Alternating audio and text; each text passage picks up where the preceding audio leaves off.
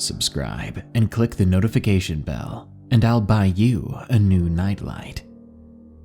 Being anywhere alone at night is creepy. You can say you've grown out of your fear of the dark all you want, but it's not true.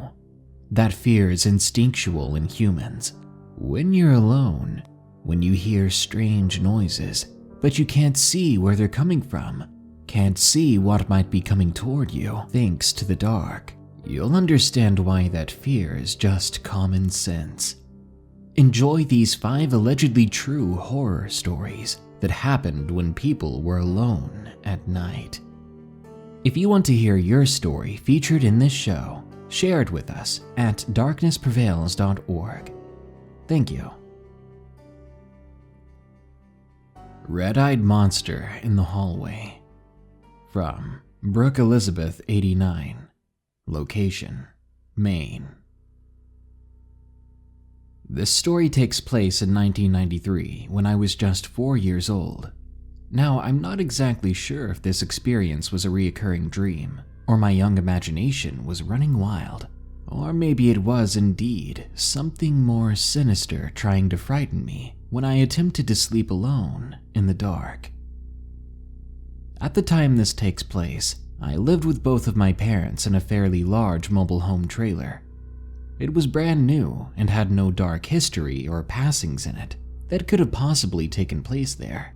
I doubt it was haunted, so what I believe happened to me was either very, very real, or a series of the most vivid and realistic nightmares triggered by me watching too much Tales from the Crypt, though I doubt it's the latter.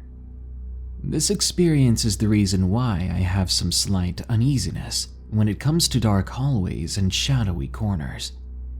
Now, before I jump into the story, let me say now that I'm well aware of how ridiculous and oddly hilarious some of this will be.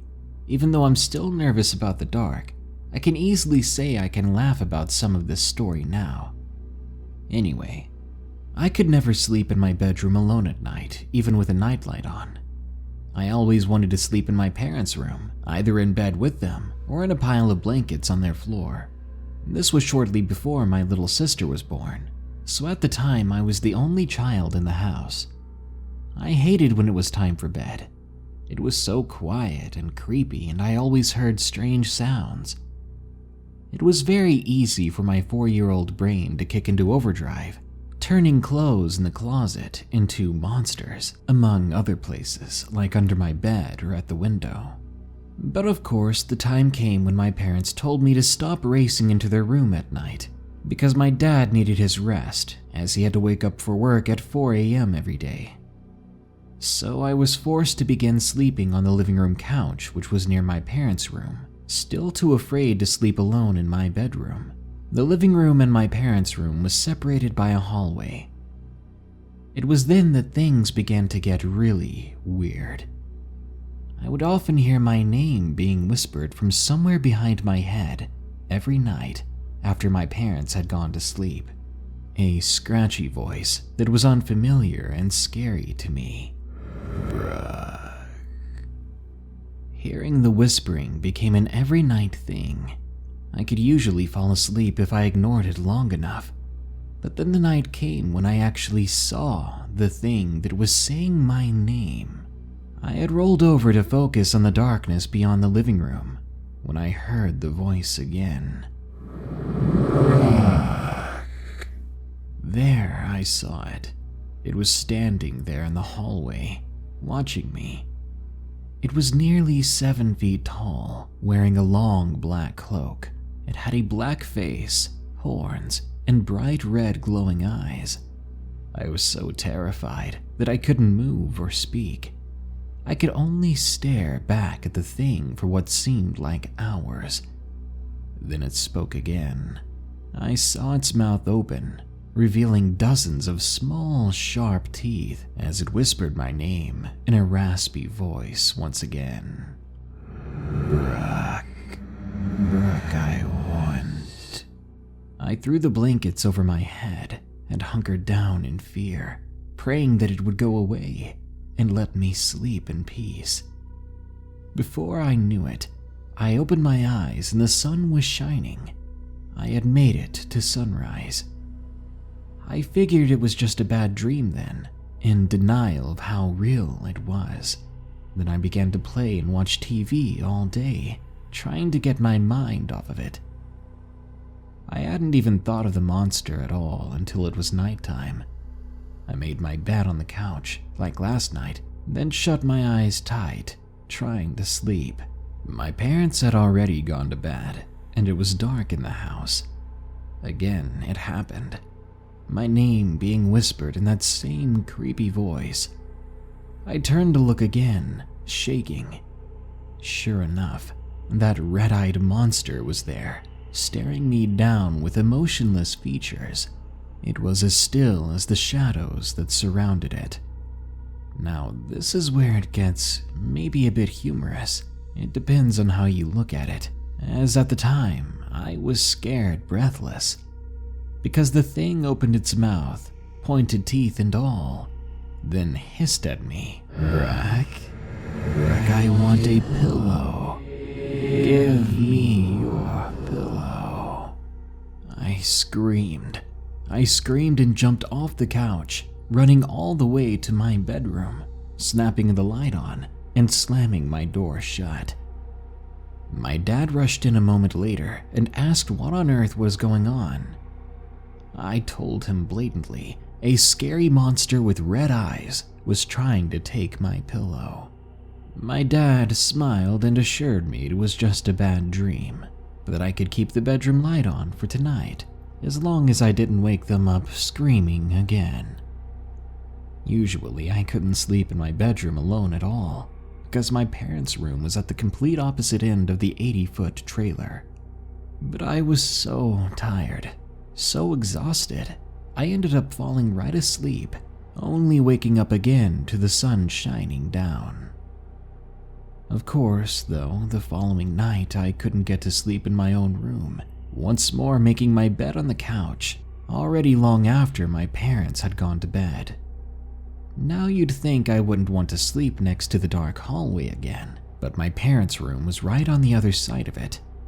To me, at the time, it was much better than being in my room alone. But again, I heard and saw the monster with those bright red eyes. Where is my pillow, Brooke? Though I was terrified, I finally spoke back to it. Why do you want my pillow?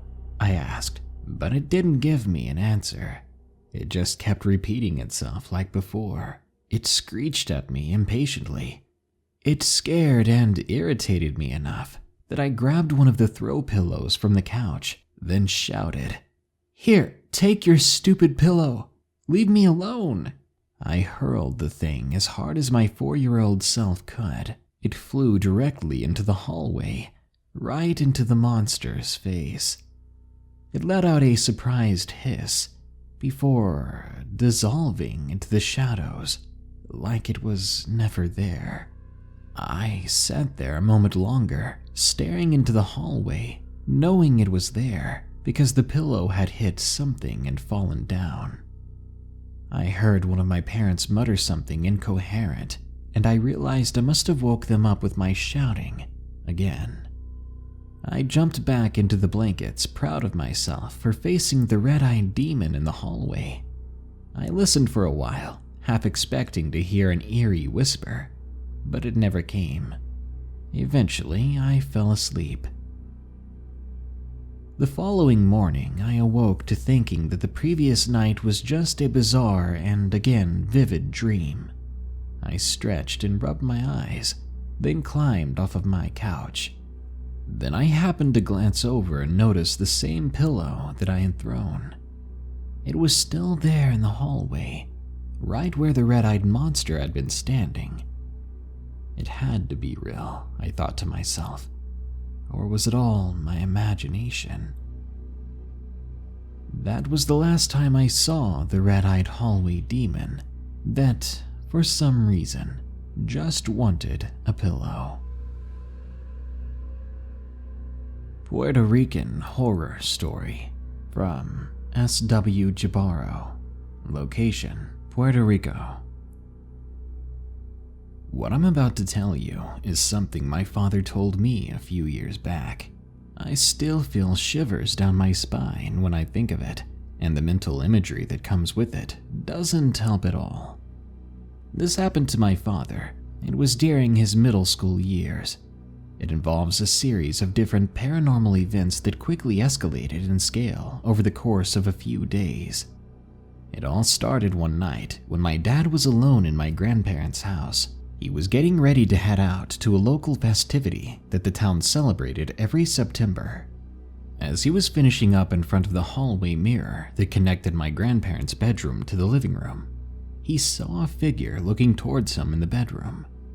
My father looked at it, clearly seeing a tall figure. It was wearing a top hat and apparently a nice suit. My father was startled, but not afraid. My father was startled at first, but not necessarily afraid.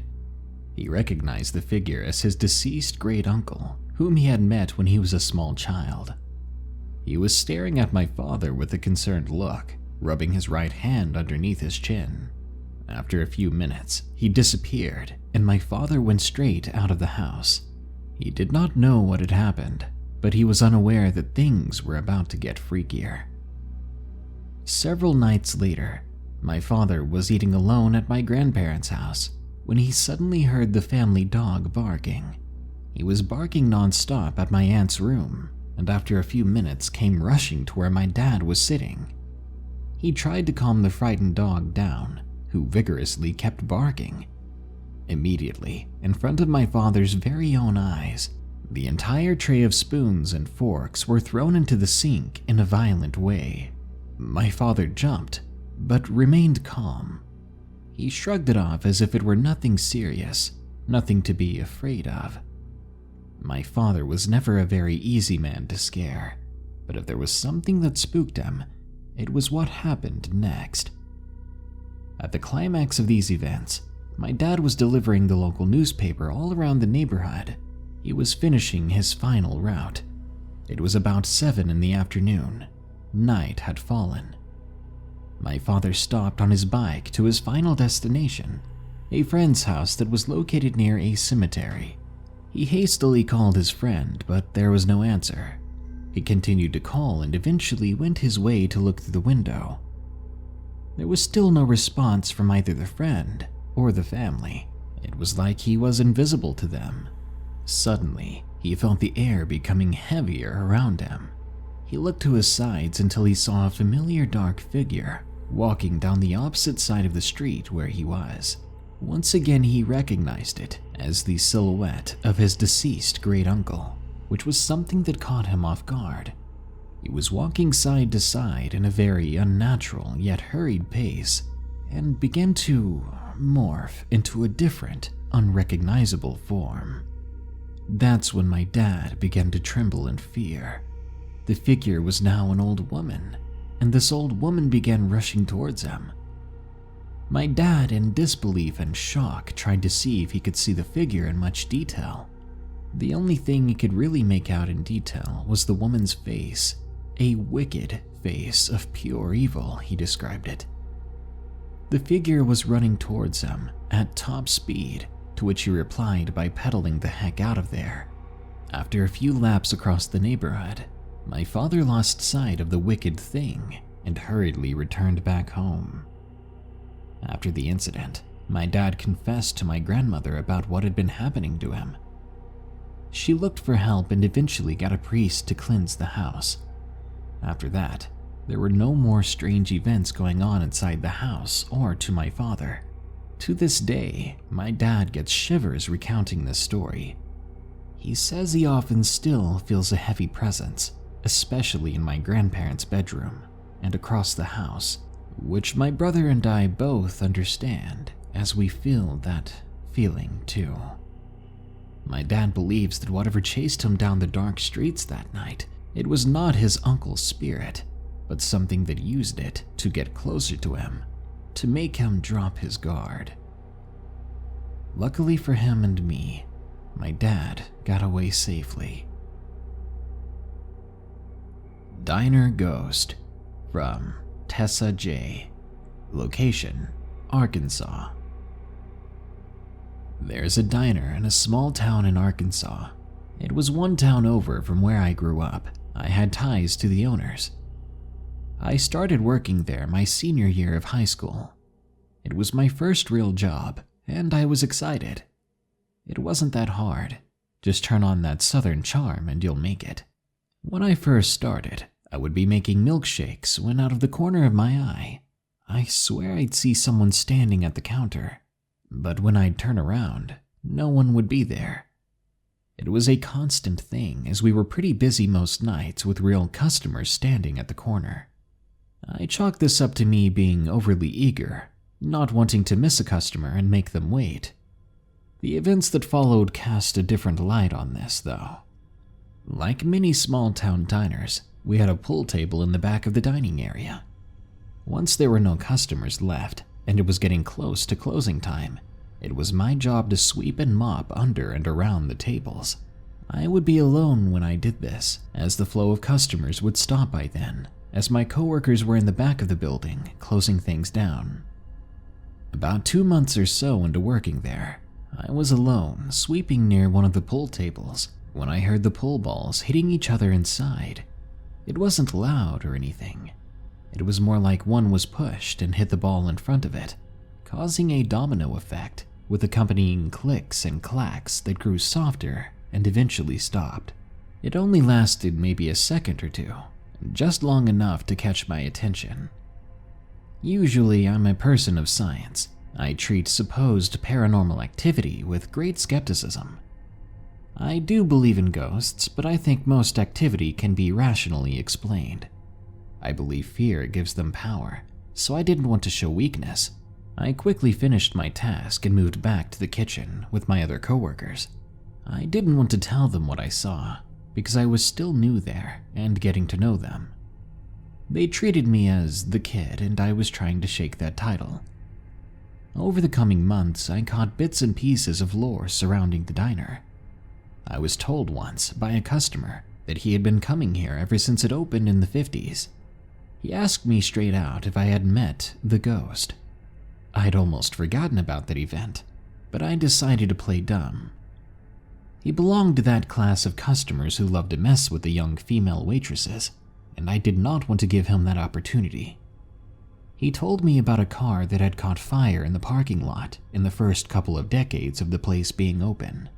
Apparently, some dumb teenage boys were playing with firecrackers when one went into a nearby car with one of their friends inside. It caught fire, and the young man perished in the blaze. The customer told me that if I had left the pool balls out on the table at closing in the morning, that they would be moved around. He even went as far as to suggest that I leave them in a certain pattern. That way I could remember or at least picture it well. Then I would know if anything had changed. I nodded to him and internally swore that I would never do it. I did not want to tempt or invite the spirits like that. And it's hard to know if the guy was just messing with me or telling the truth. He said he had worked here as a teenager himself and had witnessed plenty of paranormal events. I brushed it off and continued with my day. Sometime later, our manager and other coworkers were hanging out in the dining area on a particularly slow night. I mentioned what that customer had said. My manager actually corroborated the story of the man perishing in the parking lot, although she didn't have any more information to give beyond that. She said that she had always known this place was haunted. She would come in some mornings and find salt all over a few tables. At first, she thought it was the night staff not doing their work properly, until she closed one night and opened the next morning, finding salt on the tables that she knew she had cleaned the night before. Other coworkers had also seen the salt on the tables. Sometimes it would even happen during the shift. A table that had been cleaned would be found with salt not long after in the night. The possible paranormal activity increased the longer I worked there. It all seemed to concentrate on me. Empty boxes would fall off shelves and hit my head. The ice scoop would fall off of its perch on top of the Coke machine when no one was near it. One time, I was on my phone in the back of the kitchen. A cook was getting ready for the day. and she took something out of the utensils bucket on the counter. I was leaning against this counter about 3 feet from the bucket. She had taken a couple of steps when a large cutting knife fell out of the bucket, slid down the various tubs that were left to dry between me and the bucket, and spun around so it was pointing right at me. It was only a few inches from where I had been leaning. None of my coworkers noticed what happened, so I didn't want to alarm them. I just put it back, albeit a bit shakily, and left the kitchen. I tried to rationalize the event, but couldn't. There was no way my coworker caused it, otherwise it would have happened immediately. I confided in a good friend who worked there about my experiences. She said she had noticed more weird things happening when I was around. We joked that the ghost was in love with me or something, but we didn't really take that seriously. The day one of my coworkers' husbands left her, I remarked to my friend that I was the only one left who still had a relationship. But that night, my long-term boyfriend broke up with me. This was starting to feel like a curse. This is how the ghost went from being in love with me to actually sabotaging my relationships. It was all very strange. The final event happened as I was training a new girl a month or so before I left for college. Once again, I was sweeping under the table alone that night when the balls started rolling around in the table. It was much louder than the first time I heard it nearly a year ago and lasted a little longer. But I was tired and I did not want to stay any longer than I had to, so I ignored it. I went around to the other side of the table. There was a little window where you could see the balls inside. I was directly in front of it, my head only inches from the window, when I heard the balls rolling around. I looked up and saw them moving. It was only the one ball hitting the others. I can even remember that it was the ball with an orange stripe. When I saw it change course as if to defy the laws of physics, I noped out of there and only came back when the new girl was with me to finish sweeping. Ever since I left, my friend told me that the activity has quieted down. Now I'm happy that I don't work there anymore. Creeper in the Night, from Carl G. Location, Brooklyn, New York. To this day, I'm not quite sure if this incident was a dream or real. It felt real. Maybe my mind is having trouble wrapping itself around the idea that it actually happened, but my memory of it is so detailed even to this day that I can't simply say that it was a dream. My story takes place in Brooklyn, New York when I was 14. I just started high school and I was feeling more independent. I was finally able to get my own bedroom after my grandma moved out into a separate apartment from my family. Up to this point, I shared a bedroom with my younger sister. She's 3 years younger than me, and we've always got along fine when we were kids. But when I became a teenager, I felt the need to be more independent, to at least have my own room, and our parents agreed. When my room was finally all set, it was awesome. I had my own bed, my own TV, my own video games. I would technically do whatever I want with minimum interference from my folks or siblings. This room was my tiny little paradise, and it couldn't get better. Until it was time for bed. The drawback of being alone was being alone at night. When I turned off the lights, the room became pitch black. There was no moon for minimal light, and where my room was positioned, it was away from the streetlights, so there was absolute darkness in there. I wasn't used to this, admittedly. When I was with my sister, there was some form of light coming in when it was bedtime, and now I was absolutely alone, absolutely enveloped by darkness. It didn't take long for my other senses to heighten. I could hear every little creak of the house, every little squeak of a mouse, and sometimes I felt like there was someone else in my room, a sense that I was never alone. The first few nights were rough, as I couldn't fall asleep easily, and I would usually fall asleep when it was already really late. I would literally pass out from being tired. I couldn't leave the TV on since the glare of the light was too bright for me. and I felt like I would get in trouble if my parents found it on in the middle of the night. So I decided to swallow my pride and get a nightlight. It wasn't too bright, just enough light that I could see what was in my room. This small addition greatly boosted my confidence, and I was able to fall asleep much easier. Things were great for the next few months, as I grew accustomed to being alone at night, and soon I didn't need the nightlight at all. Finally, after a while, I began sleeping in the darkness, and it wasn't that bad. Things were normal until one night. I woke up to something that sounded sort of like thunder, but more like a rush of air as I thought about it. I opened my eyes and I looked around the room. When I looked at the window, there was this bright light shining in, almost blinding me.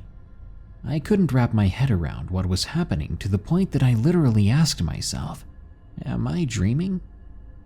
Then a voice just growled in my head. No, you're not. My eyes widened and I was startled. The bright light faded away and I looked around frantically for where the voice had come from. Normally, if that happened, I would have hid under my sheets, but this time was different. I was more perplexed and curious than scared. I walked out of my room and looked down the hallway. I noticed my sister's bedroom door was slightly ajar. I peeked in and a cold shudder went down my back. The unbelievable was happening as I looked at my worst nightmare coming true. My sister lay asleep in her bed, but there was a dark figure kneeling down next to her. He was on the other side of the bed, so I could not see the rest of his body, but what I saw wasn't human. I saw a demonic-looking face peering at me from the other side of the bed. His skin was bluish-gray, and its face was harsh, as black creases showed every wrinkle and definition in his face. It had jet-black hair that was full like a lion's mane. It was so predominant that I didn't notice any shoulders or anything below his head, although I could tell there was a body there. But the main thing I noticed, what really caught my attention, was its bright yellow eyes. They glowed as if it generated its own light and was not reflecting any light from an outside source. In the center of the yellow orbs were tiny black pupils. It stared me down at first. I couldn't move either as I stared back. It felt like a good minute passed before I noticed it moved a little. Was it going to run at me? Was it going to hurt my sister? At that moment, I walked towards it. My growing concern was for my sister, so I walked towards it slowly but deliberately. I wasn't sure if I could even do anything to hurt it, and I wasn't even thinking of the repercussions, but I was not going to back down. When I closed halfway, I noticed it shifted slightly again, and then it began to meld into the darkness. Within moments, it was gone. I remember thinking to myself, where the heck did it go? Was it real? How could something like that actually exist? Or was it my tired mind playing tricks on me? I was awake, and I was very much aware of walking around and everything that had just happened. This could not be a dream. I looked around her bed and checked all the corners of her room, checked any possible hiding spots, taking care not to wake her up. After a few good minutes of looking, I was certain it was gone, or maybe it was never there in the first place. I thought about staying in the room with her for the rest of the night, but then I felt that whatever that thing was, it was going to come back. I'm not sure why I felt like that, but the gut feeling grew, the feeling that told me she was safe now. When I was returning to my room, I thought to myself, what was that voice? Was it the creature that was stalking my sister, or was it something alerting me to the danger in the next room? As I settled back in my bed, I couldn't fall asleep. I was still trying to comprehend what had just happened. Was it going to come back? Was it going to come after me next? So I put my nightlight back on, and I eventually fell asleep. I never did tell my sister of the incident. I didn't want to scare her over something that I wasn't even sure about, and she seemed fine growing up. That thing never came back, although my sister seemed to develop a fear of the dark. Sometimes I've heard her mention that she sees things in the dark corners of her eyes, senses things that aren't apparently there. Now that I'm an adult, I have 2 little toddlers of my own that I love dearly, and I would do anything to protect them. I never told my wife about the incident with that thing when I was a teenager. It's not from the fear that she wouldn't believe me, but more the fear that she does. I doubt she would ever get a good night's sleep again, so I've kept my little tale to myself. But now, whenever I wake up in the middle of the night, I don't fall back to sleep without checking in on my sleeping children, because I have to make sure that there is nothing lurking in their rooms at night. Walking Alone at Night, from Jessica Jana 80. Location unknown. My mother usually comes home late from work, and I often wait outside for her. Every day I walk at night while waiting for her.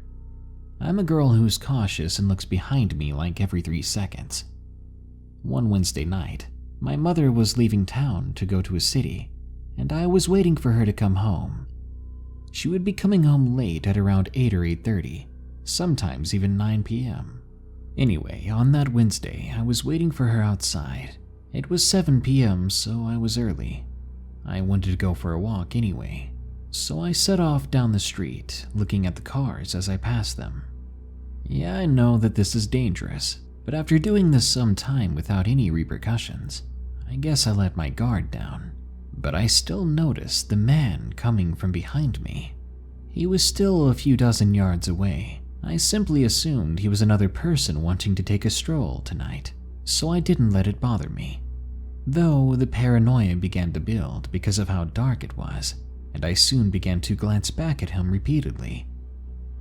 I soon noticed that he was holding a bag, so I really was assuming things like, what if he had a person in that bag? What if he was taking or hurting people? What if I was next? As my mind was racing with fantastic nightmares, my heart nearly stopped when someone tapped my shoulder. Slowly, I turned around, and there was the guy with the bag. Within a minute's time, he had covered all that distance. He had come right towards me, and for whatever reason, he wanted my attention. He was wearing a hood. Just the silhouette of him scared me so bad that I took off running at full speed. I didn't want to head towards my house because that meant turning to face him as he was in that direction, and I did not want him to know where I lived. I tried to scream for help, but in my panic I ended up saying something like, "Where's your house?" I guess I was trying to ask him where he lived and why he wasn't home yet. When I glanced back at him, I saw that he wasn't even moving. He just stood still there. But I kept going and soon saw a police car ahead of me, and they were coming my way. I waved them down like a maniac. I told the police about the guy, and around that same time my mom saw me in the middle of the road with a police car and freaked out. She came over too. Apparently, the officer was patrolling this area for someone that matched his description, as they had received dozens of reports of the same guy bothering people. As the cruiser drove up the street, where I claimed to have seen the guy, he was gone, but he left the bag. In the bag were the remains of a girl. As of writing this, she has yet to be identified, and the man is still at large. After realizing what happened to us, my father and mother were so protective. They're with us at all times now. If we're not inside the school, we're in one of their vehicles or within their lines of sight. I suppose it's for the best. I hope they catch him soon. We all know the creepy feeling of being alone at night. Most of us try to avoid it. But if you're anything like me, You'll crave the next opportunity you have to don a jacket and some headphones to go out for a walk in the middle of the night, listening to scary stories, only to have the cops called on you because your neighbor thinks you're crazy. Good night. If you enjoyed this episode, be sure to leave a like, share, comment, and subscribe. If you want your story to possibly be narrated on the show, share it with us at darknessprevails.org. If you want to support the show, you can go to patreon.com/darknessprevails or check out our merchandise at teespring.com/store/darknessprevails. Or if you're on YouTube, simply click the shop button below. Thank you. Now, as usual, here are my 5 favorite early comments from the previous episode about 10 really haunted places. The Big Sad Unknown says, I'm bamboozled. Well, you know what they say, bamboozle or get bamboozled. Shay McCleary says, top 10 ghosts who have sworn. Oh my, not on my Christian channel. Wyber says, waiting in the car for my father to walk out of the store. DP uploads and I click. Smart move. Probably the best way to pass the time is some scary stories. Jose Chavez asks, I don't know what to say, so do you like Naruto? Sub or dub? He actually happened to ask this question right when my wife and I started binge watching Shippuden. There's a lot of great moments, but by God, you have to endure so much boring nonsense. There are moments of that show where they repeat what we just saw and heard a dozen times. Like, come on, if Rasengan doesn't work the first 100 times, why does he have to try it 1,000 more times? It bothers me. And Spaghetti Kid says, if anything happened to me like this, I would move to the next century. I wish you could do that. I wish you could. Well, that brings us to the end of this episode of Darkness Prevails, but don't you worry, more creepy episodes are coming soon, so stay tuned. Until next time, here are the credits to my amazing patrons who continue to donate. Remember, stay safe out there and stay creepy, because this world is a strange one.